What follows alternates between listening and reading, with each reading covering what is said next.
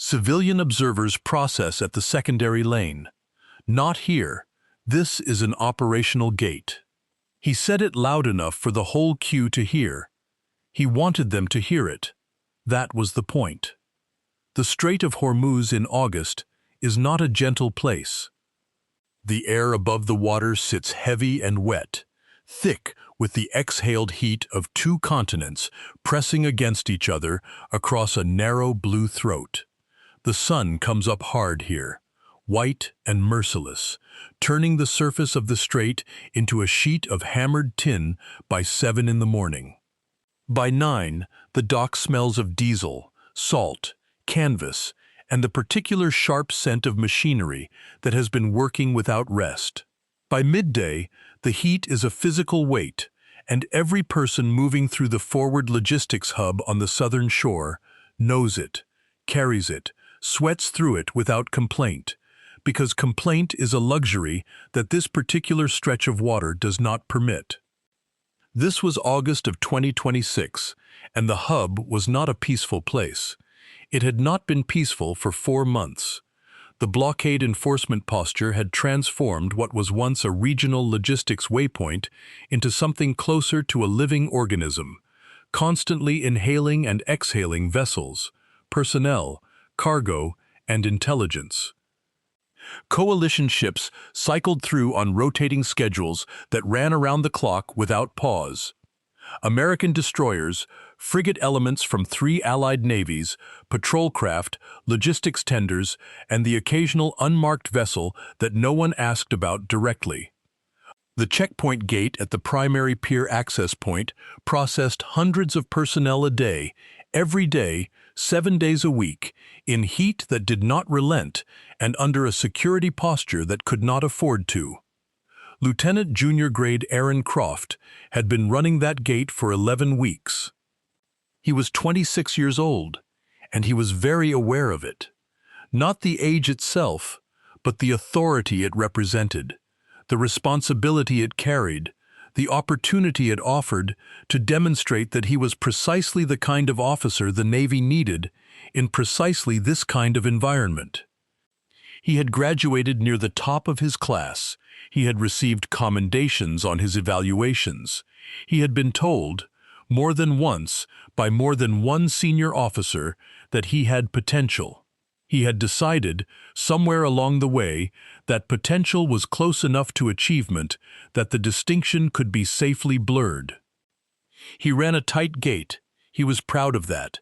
He ran it by the numbers, by the schedule, by the protocol, and he had very little patience for anything that disrupted the rhythm he had established in 11 weeks of diligent, grinding, competent work. He had no patience today. The morning rotation had run 17 minutes behind because a manifest discrepancy on a coalition tender had required 3 phone calls and a walk to the secondary processing station and back, and those 17 minutes sat on him like a bruise.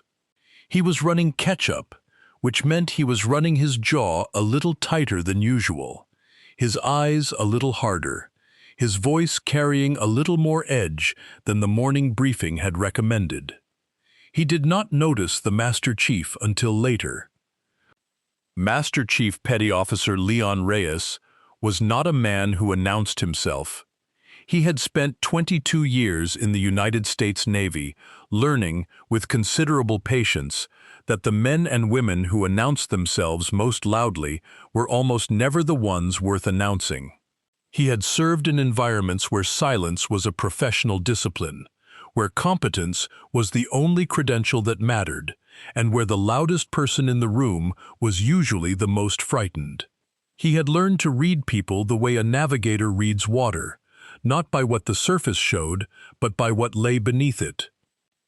He was standing 2 meters from the gate access scanner when she came through the checkpoint crowd. He noticed her immediately, which was interesting because there was nothing about her designed to be noticed. She was a woman in her late 50s, moving without hurry through the crowd at the pier access point. She wore a civilian patterned jacket over a plain shirt, the jacket a faded navy blue that might have been called professional in a boardroom, and passed for unremarkable anywhere else. She carried a worn canvas bag over one shoulder, the kind of bag that had been used on many trips to many places and had been chosen specifically because it held its contents without announcing them. Her hair was silver, cut short and clean. Her face was calm. Not the careful blankness of someone suppressing emotion, not the performed neutrality of someone trying to appear relaxed. Genuine calm, the kind that comes from having stood in a great many difficult places and having found, each time, that she was still standing when it was over. She moved through the queue with the unconscious efficiency of someone who has processed through security checkpoints in 4 different countries in the same month and has developed an exact, economical choreography for it. Badge in hand before she reached the scanner. Bag shifted to the left shoulder to clear the scanner arm, 2 steps to the right to let a faster-moving group through without breaking her own pace. Master Chief Reyes watched her. He watched the way she moved. He watched the particular quality of stillness she carried even in motion. He had seen that quality before, in very few people, in very specific contexts. His eyes moved to the badge in her left hand, but from where he stood, he could not read it. He could see that it was not the standard visitor credential. The color was wrong. The thickness was wrong. He stayed where he was, and he watched. Lieutenant Croft was logging a departure manifest when he saw her in his peripheral vision, moving toward the operational gate lane. The operational gate. Not the secondary lane, not the visitor processing lane, the operational gate, which was for uniformed personnel and credentialed operational staff only. He had spent 4 months enforcing exactly that boundary.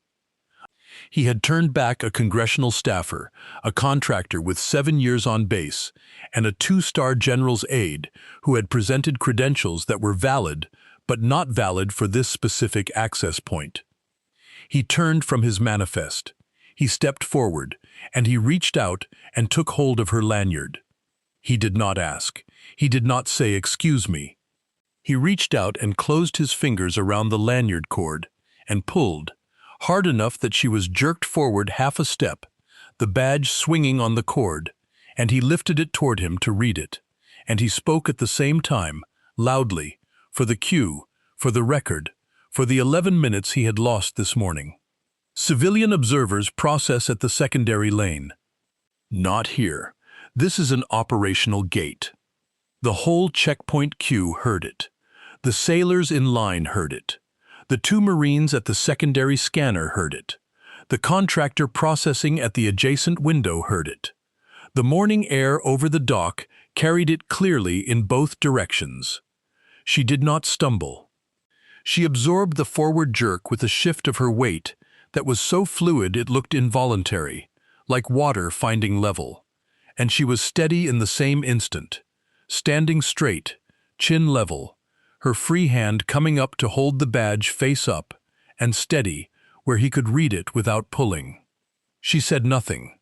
Lieutenant Croft looked at the badge.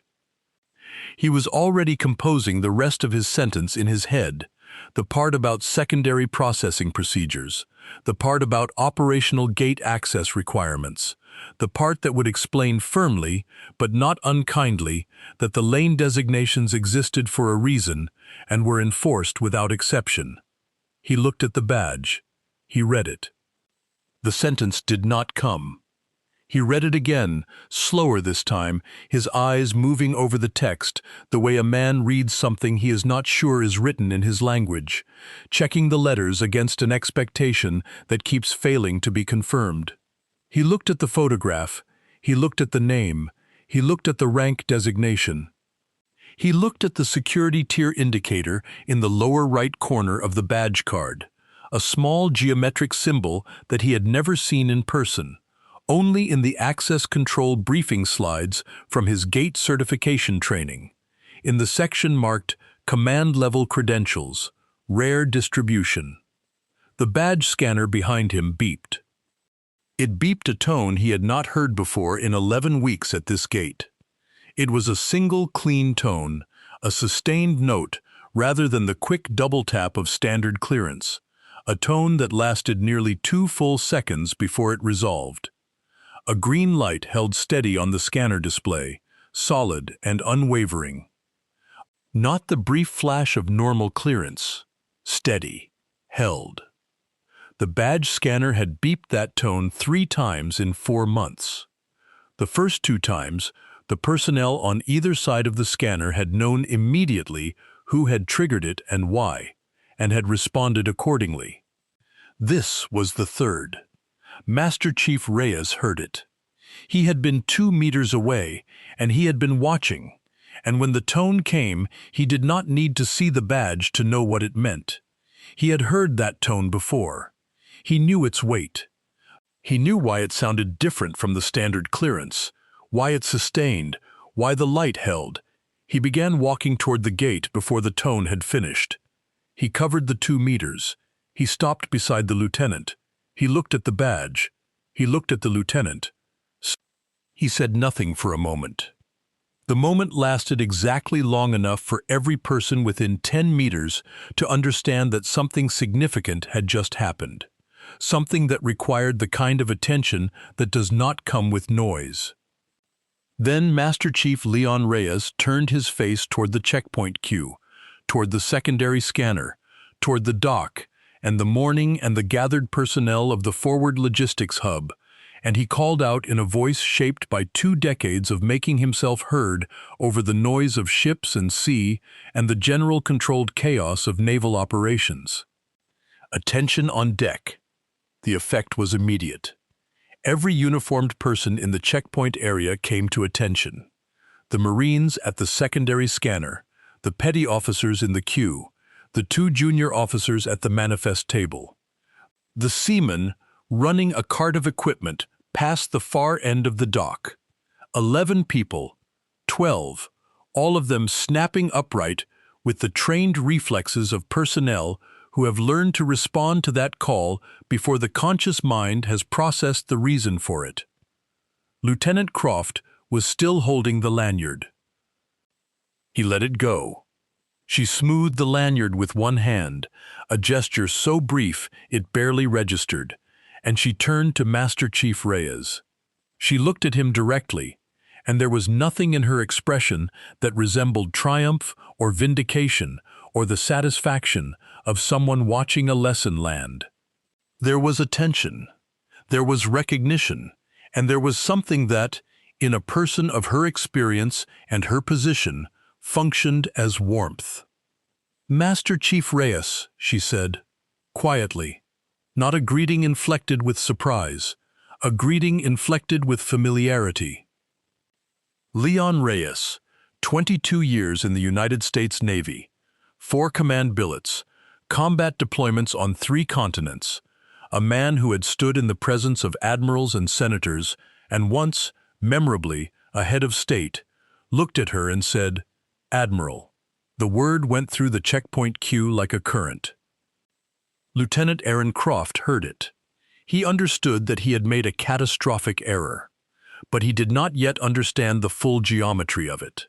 He was still inside the moment, still processing the badge, still recalibrating against a reality that had just shifted underneath him. He understood the rank. He understood the access tier. He understood that the woman he had jerked forward by the lanyard in front of an assembled checkpoint queue was not a civilian observer who had wandered into the wrong lane. He did not yet understand who she was, what she had built, what she was, specifically, standing on this dock. Master Chief Reyes understood. He had recognized the name on the badge before the rank. He had served in the 5th Fleet's operational theater long enough to know certain names the way a sailor knows certain stars, not because they are decorative, but because they are navigational. Because they tell you where you are in relation to where you need to be. If stories like this mean something to you, you can help keep them coming on Patreon. The link is right there in the description.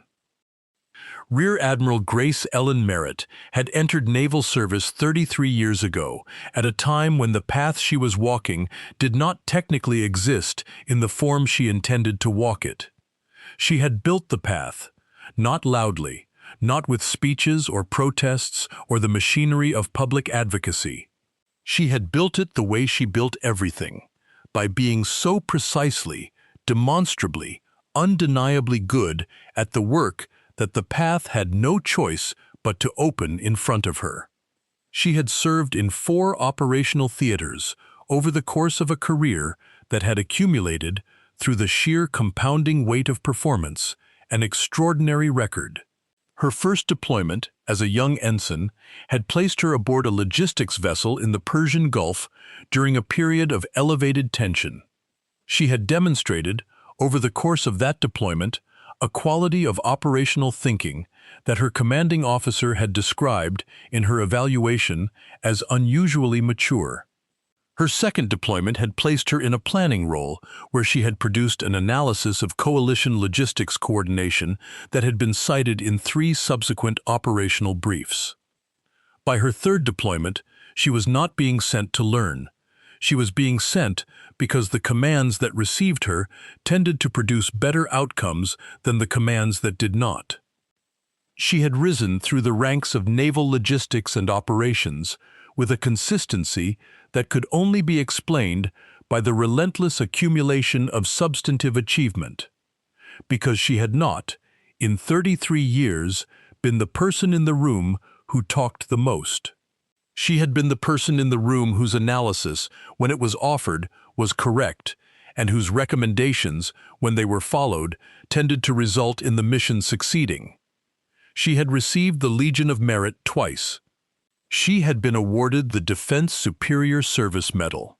She had a combat action ribbon from a period of service that the official record described with careful brevity.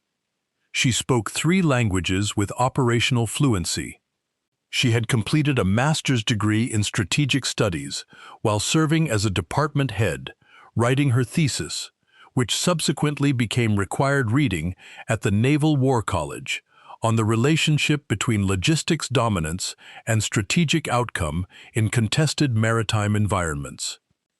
She had been selected for flag rank at an age that made several contemporaries review the selection board criteria to confirm the process had been followed correctly.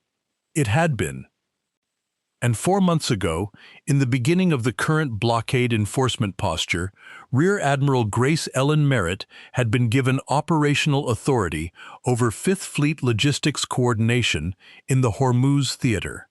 She had arrived at the forward hub for the first time during the initial posture establishment phase, had walked every dock, every gate, every processing lane, had asked questions that her staff had quickly learned to answer with precision rather than approximation, and had then sat down with 3 other officers and a drafting team and written the enforcement protocols that now governed how this hub operated.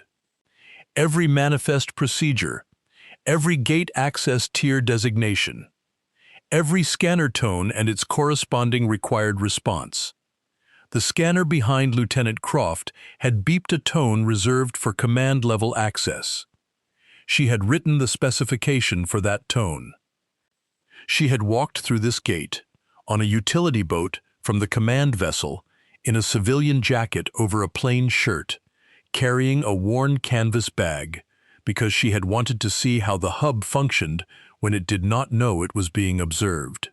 She had done this before, at other hubs, in other theaters, and it had, every time, produced information that formal inspections did not. Today, it had produced information.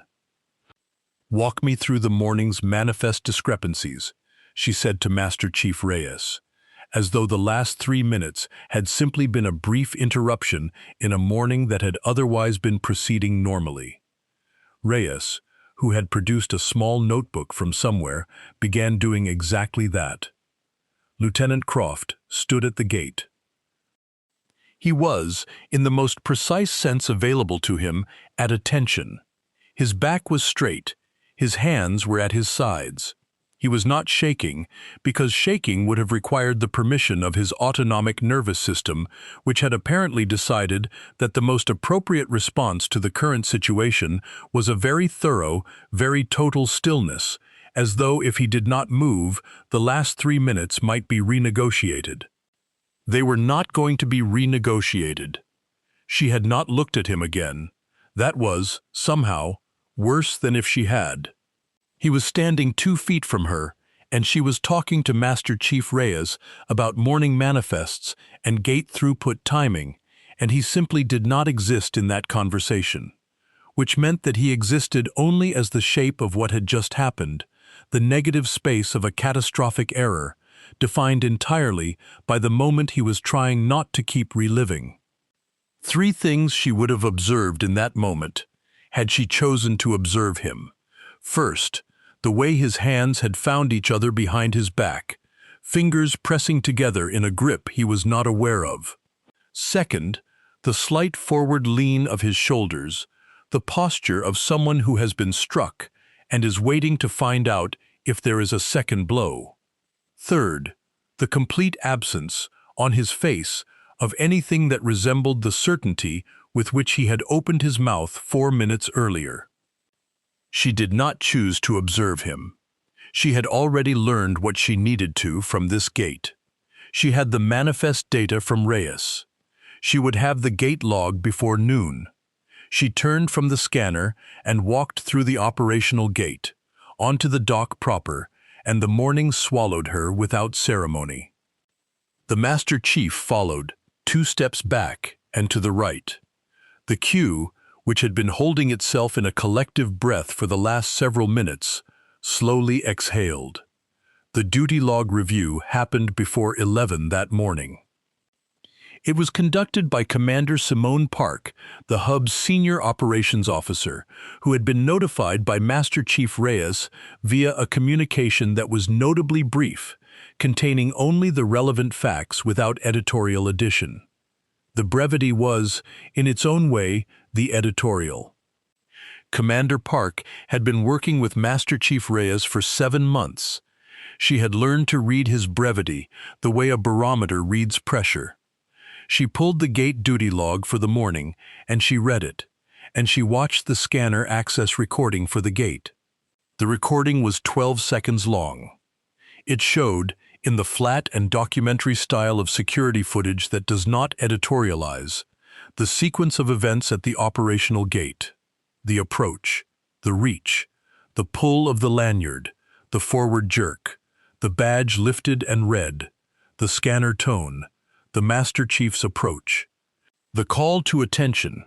She watched it once. She watched it again. Then she called Lieutenant Croft to her office.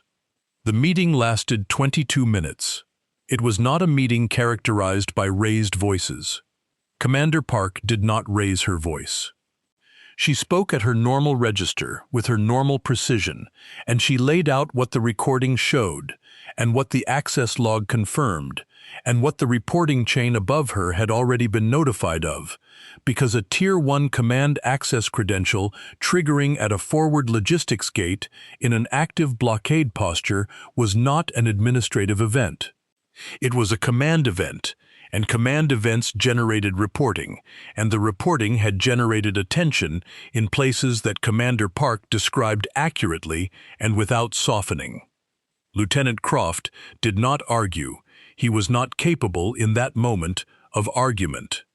He was capable of attention, and he gave it, and he answered Commander Park's questions accurately, and he did not attempt to reframe the sequence of events or suggest that the access protocols had been unclear, or claim that the credential presentation had been in any way ambiguous. The credential had not been ambiguous. The scanner had told him exactly what the credential was, a half-second after he had already told everyone in the queue what it was not. He was relieved of gate duty before noon. He was reassigned to a desk rotation in the secondary logistics office, where his responsibilities did not include direct access management and where the people he interacted with were mostly contractors and manifest clerks who had not been in the checkpoint queue that morning. The reassignment was documented as administrative, which was technically accurate and practically understood by everyone who saw it. The sailors who had been in the queue talked about it. Of course they did. This is one of the most basic and persistent human behaviors in any environment where people are working in close proximity under pressure.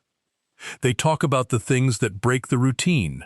They talk about the moments that reveal something about the nature of the place they are inhabiting, the nature of authority, the nature of the gap between performance and reality. They talked about the lanyard. They talked about the tone of the scanner. They talked about the Master Chief's voice carrying across the dock, and the 11 people coming to attention, and the woman in the civilian jacket walking through the gate as though she had simply been briefly delayed.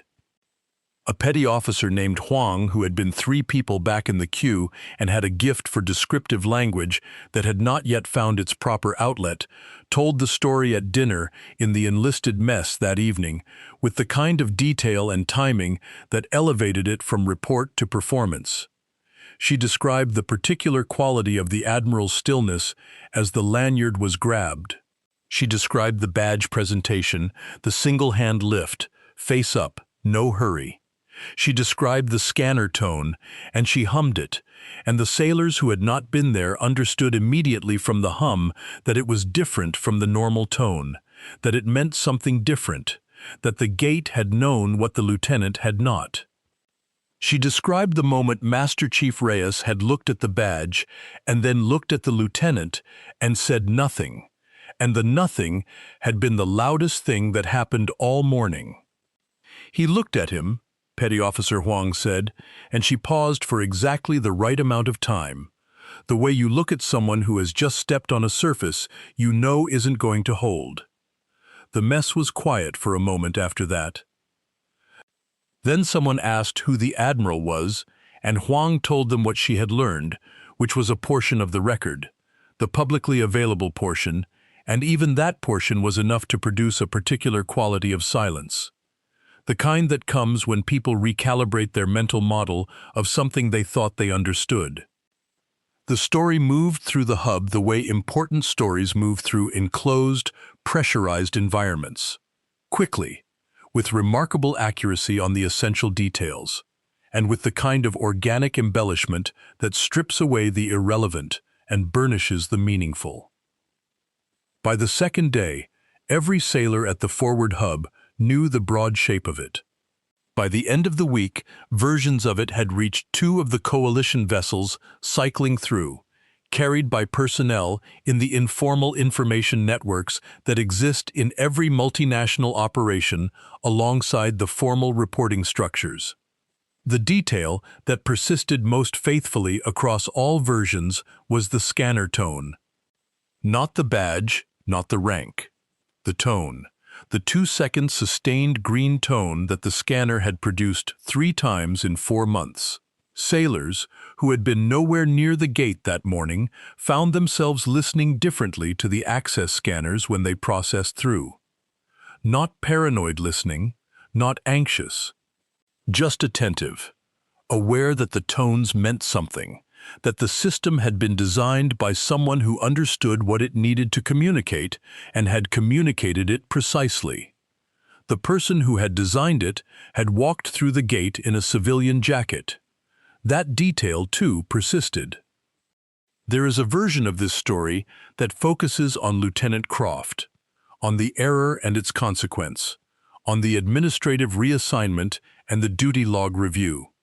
That version is accurate as far as it goes, but it misses the weight of the thing. The weight is not in the consequence. The weight is in the gap, the specific, measurable, echoing gap between what the lieutenant saw and what was standing in front of him. The gap between the surface and the substance. The gap between the civilian jacket and the 33 years it was carrying. Between the unhurried pace and the 4 months of sleepless protocol design that had built the dock she was walking on. She had not walked through that gate to be recognized. She had walked through it to see the truth of how it was running. She had found the truth with her lanyards still swinging from being pulled. She had filed her observations in a report that went to her operations staff by 1400 hours. The report was precise and professional and contained no reference to the incident at the gate other than a single line in the Access Observations section noting that Command Tier credential response was not uniformly understood at the gate level and recommending a refresher on the Access Tier protocol documentation. One line: clinical, factual, without heat. The recommendation was implemented within 4 days. Every gate officer at the forward hub and at 2 adjacent facilities in the theater received updated briefing materials on Command Tier access credentials, including the scanner tones, including the required responses, including the specific reason that the tones were differentiated by duration rather than pitch. The reason, which the updated briefing materials explained clearly, was that in a high-noise environment like a working dock in August heat, duration was more reliably distinguished than pitch by personnel managing multiple simultaneous inputs. She had made that design decision herself 9 weeks earlier while reviewing the original scanner calibration specifications, and had noted it in a footnote that the calibration team had found useful enough to carry forward. She had designed the tone for exactly the kind of situation the lieutenant had placed himself in. She had not designed it to catch him. She had designed it to protect command authority. The fact that it had caught him was simply the system functioning as intended. Lieutenant Croft served out his reassignment in the secondary logistics office for 6 weeks, and then his rotation ended and he was transferred to a shore billet in a stateside facility that had no gates to manage and no scanner tones to misread. He was not drummed out. He was not charged. He had committed no crime, violated no law. He had made an error of judgment that had been witnessed, documented, and placed in his service record in language that was accurate and permanent and would be available to every promotion board that considered his file for the remainder of his naval career. In the secondary logistics office, in the weeks before his rotation ended, he had access to the updated briefing materials on Command Tier access credentials. He read them. He read them carefully, the whole package, the policy background, the design rationale, the scanner calibration specifications, the footnote about duration versus pitch in high-noise environments. He read the footnote 3 times. He had not known, when he reached for that lanyard, that the system he was operating inside had been designed by the person he was reaching toward. He had not known the full dimensions of what he was dismissing. That was the error. Not the policy violation, not the physical act of grabbing the lanyard, though that was part of it. The fundamental error was the assumption that the surface told the whole story. The assumption that what a person appeared to be was a reliable guide to what that person was. The assumption that competence announced itself in ways that matched his expectation of what announcement looked like. The system had known, the scanner had known, 1/2 second after the credential presented itself, exactly what it was looking at. The scanner had produced its sustained green tone for 2 full seconds, unhurrying, certain. He had not been listening. In the enlisted mess, in the weeks after Petty Officer Huang's first telling, the story began to carry the particular weight of a lesson that a community is actively using. Not just retelling it for the pleasure of the reversal, though there was pleasure in the reversal, the way there is always pleasure in the moment when arrogance meets a reality it did not anticipate. Using it, pointing at it when the occasion arose. When a new arrival at the hub moved through the operational gate and someone nearby saw them slow down at the scanner sound, saw them listen to the tone, a knowing look was exchanged, a nod. An understanding that was not about the lieutenant, not anymore, but about the principle the story had illustrated and the community had decided to carry forward. The most dangerous assumption in any environment is the one that feels like certainty. The assumption that is most dangerous is not the dramatic, obviously flawed assumption, the kind that requires you to actively override clear evidence to sustain it. The most dangerous assumption is the one that feels like common sense. The one that draws on real experience, real pattern recognition, real knowledge of how things usually work, and then extrapolates quietly past what the evidence actually supports into a territory that feels like knowledge but is actually vacancy. Lieutenant Croft had experience. He had 11 weeks of gate management and a solid performance record and a genuine understanding of access control procedures. He had a pattern, built from hundreds of gate interactions, of what operational personnel looked like when they came through his gate. He had applied that pattern. He had applied it to a data set of 1, in a situation where the cost of error was not abstract. The pattern had failed him. Not because it was a bad pattern, but because it was incomplete. Because competence and authority and depth of service do not always present in the ways that patterns predict. Because the woman who had walked through the checkpoint crowd in a civilian jacket and a worn canvas bag, moving without hurry, badge in hand before she reached the scanner, had spent 33 years learning how to do the work, and 0 years learning how to perform the appearance of the work. And those are not the same discipline, and they do not always produce the same visual result. She had looked like someone who belonged somewhere else. She had belonged everywhere. She had built the place she was walking through.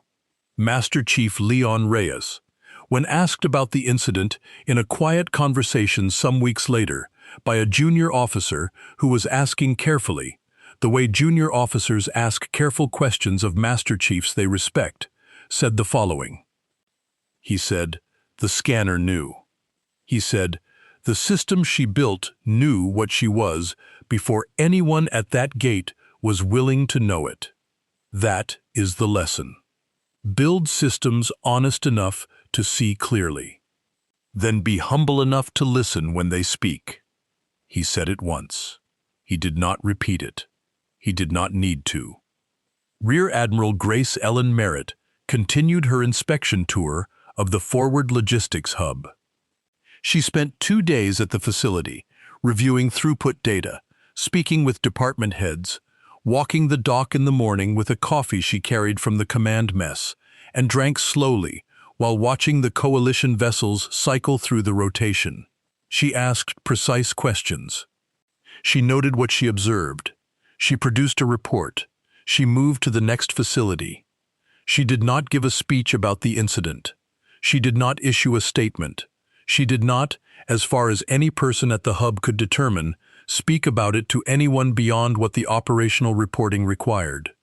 A woman who had spent 33 years building things, designing tones, writing footnotes, drafting protocols, walking through checkpoints in civilian jackets to see the truth of how things were running, was not about to spend her operational time on the management of her own legend. The legend managed itself. It does not require tending. It requires only the original act, and after that, it belongs to the people who witnessed it, and to the people they tell, and to the people those people will one day tell, in messes and briefing rooms and quiet conversations between senior chiefs and junior officers, each telling carrying the essential weight of the thing forward into the places it needs to reach. The scanner knew, the tone sustained, the light held, and the woman in the civilian jacket walked through the operational gate, onto the dock her orders built, and the morning continued, as mornings do, with the work that needs doing, carried by the people who know how to carry it. That is what competence looks like, when it does not need to announce itself. It looks like that, exactly like that. For more stories where quiet competence humbles loud arrogance, subscribe to Old Bill's Tales. And if you'd like to help me keep telling them, you'll find my Patreon linked in the description below. Thank you for standing with me.